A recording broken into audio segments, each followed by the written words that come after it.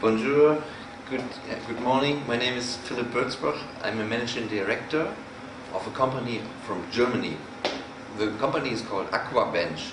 We have expertise in measuring performance. We try to measure, we try to find indicators to measure performance, and we are very excited and we are very thankful that we have been invited to bring some of our knowledge to your project of water integrity. We are very impressed.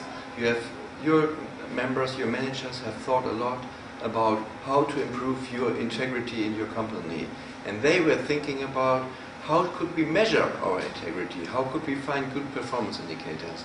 And we were working very hard 2 days with your colleagues, with your managers here in Tunis, 2 days to find performance indicators and made good progress, and we are very confident that you will succeed in your very ambitious task, and we wish you all the best to go on. And if you have any questions, please come back to us. We are very thankful to help you.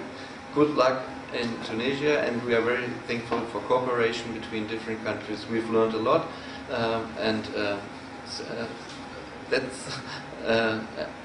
we've learned a lot.